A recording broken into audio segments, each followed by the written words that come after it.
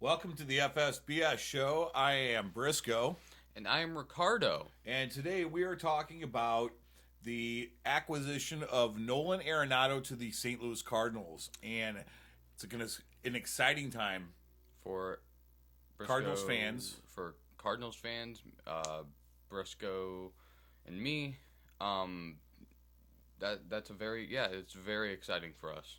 and so the reason why we wanted to talk about this really quick is that we're going to show Arenado's answer to a question by Derek Gould, who you see on the screen right now, who is a St. Louis Post-Dispatch writer for the St. Louis Cardinals. And we're going to listen to a minute or so of Arenado's response, but then there's something that Ricardo and I would like to touch on about Arenado becoming a Cardinal in this day of COVID that I think is going to impact Arenado in a way that is not great, but not horrible either. So hang on one second. Let's get this going. Yeah, I mean, probably Mo and those guys would probably speak on it a little bit more than I could, but it was tough. I knew it was you're hearing that I was getting close, and you never knew. I didn't want to jump the gun and get too excited. But once I heard that it was done, I'm thrilled. I'm very excited to join this team. It's a bittersweet moment, right? I'm gonna miss some of the boys on the Rockies. I got to know them, got to know some of those coaches for a long time. I've known a lot of them since I was like 18 years old. And I'm 29 now. So, I have some relationships that I'll cherish for the rest of my life over there. But coming to a team like St. Louis with great players and great history, it was, I'm just super excited. I've always admired this organization from afar.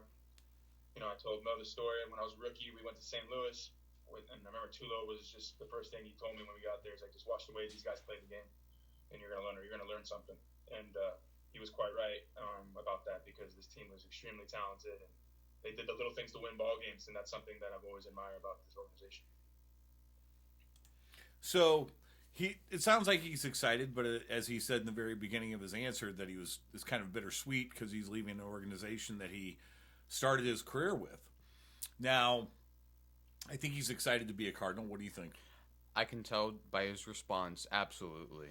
And we are the fans are excited for him, very much so. The big thing that I think that he's going to miss out on in being a Cardinal, because we don't know how they're going to treat fan attendance at these games. They did allow some fans in for the postseason, but they were kind of spread out throughout the stadium because they had to maintain a 6 foot distance thing. It thickened up a little bit more during the World Series. Right. But what is the one thing, and Ricardo, even though you live here in the Pacific Northwest and the Western Washington area, which is obviously puts us thousands of miles away from the home stadium of the Cardinals, which is Busch Stadium. What's one thing that you have experienced in the few times you've gone back to St. Louis and attended a Cardinal game? An amazing experience. Right. And it's because of the fans and how the fans can get crazy. And in fact, that's one of the things that St. Louis is known for is their fans, and that were considered some of the classiest fans. Most royal. Yeah.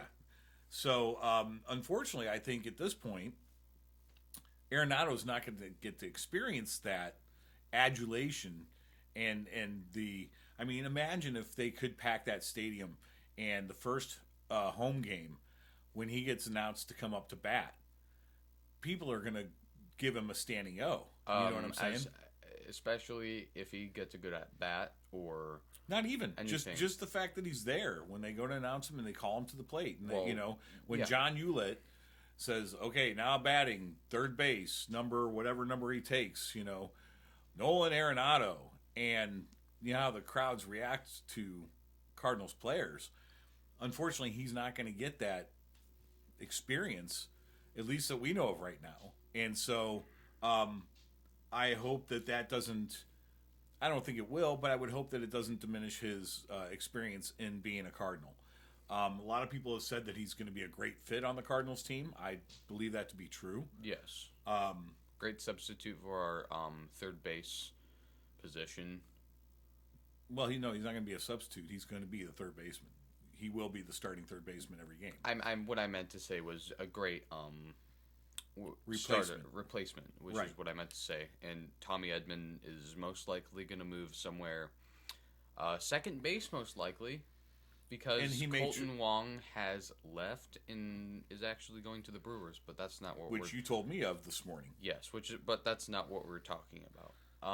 It's sad because I liked Colton. Yeah, we both liked Colton. He was good.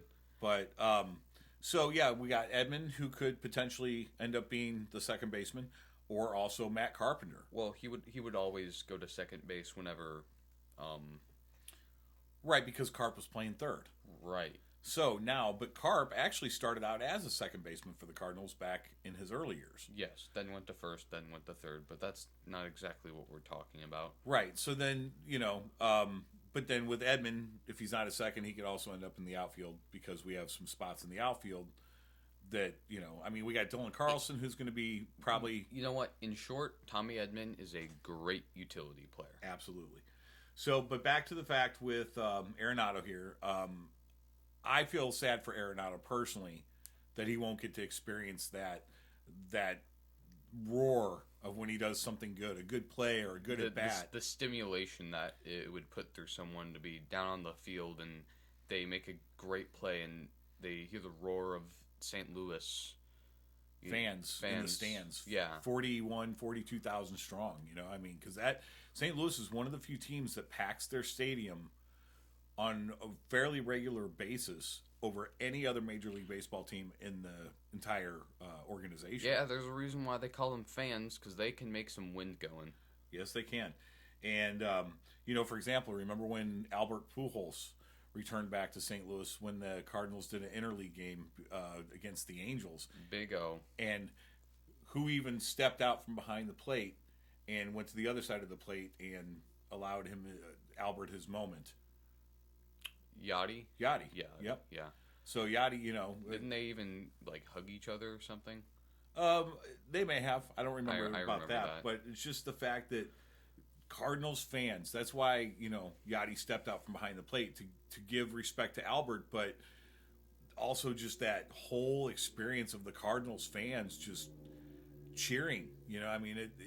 They're cheering. It's brought tears to my eyes at times. Like, it gives me the goosebumps. Yeah, they're cheering for, in some ways, the other team, but not in the they way weren't that... cheering. They were cheering for Albert. They weren't cheering for the other team.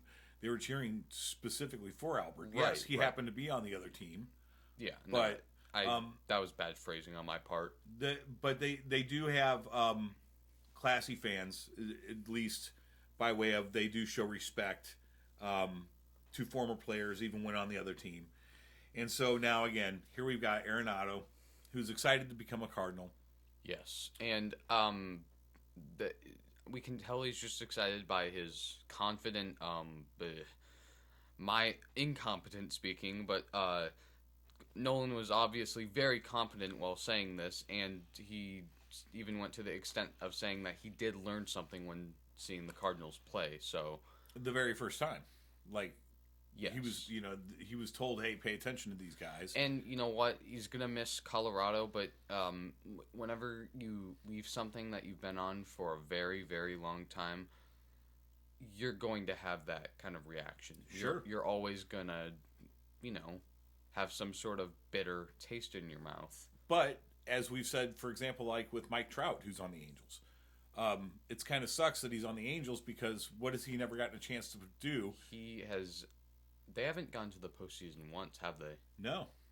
And, so Mike Trout, one of the best players in baseball right now, hasn't had that experience of being in postseason play. Where now, Arenado, who I don't believe has had any postseason experience on the Rockies, is now on a team that has, it seems like...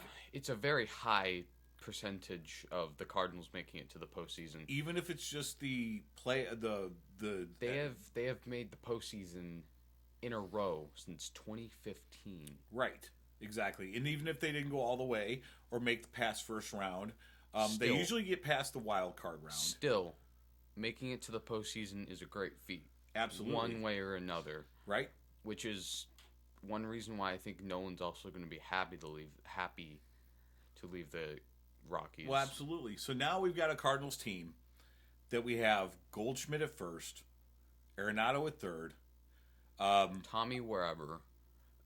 I believe they have re-signed Yachty, so we're gonna have Yachty behind the plate still. Is that Cannon? Cannon, like, is that final? I don't know because he's playing Puerto Rico League right now, so they're waiting to finalize his contract when he got back from Puerto Rico League. Okay. However, knowing Yachty at this point in his career, why would he really want to go anywhere else? To me, he's got the arch tattooed on his neck. I mean, Wainwright and Yachty are so bonded. I think they'd want to go out together. They're one of the most classic batteries in baseball history. I think the second most strikeouts, or something like that.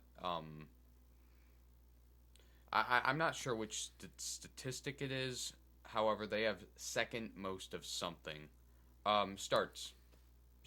They have second most starts in all of baseball history. So they are one of the most storied batteries in baseball history. I'm sure you know who number one is. I'm not sure who the catcher's name is, but you know. Anyway, we've got the Cardinals lining up to be a really strong team this year. In fact, they're saying they are going to be the National League Central Division strong dominators. Yeah, absolutely. So, Nolan Arenado, we welcome you to St. Louis. We love having you on the team. Looking forward to a lot of great plays and exciting hits out of you. And just can't wait for the season to start. Nor can I. Right on. Well, this is FSBS, and again, I'm Brisco. And I am Ricardo. And look for our latest videos coming up in the future. I know we haven't been very regular with it, but check out some of our other stuff, too. We also like to do some comedy shorts. So if you just go to our channel and subscribe, then you'll get updates on future posts. And we hope to be there with you in the future. Absolutely. All right. Over and out.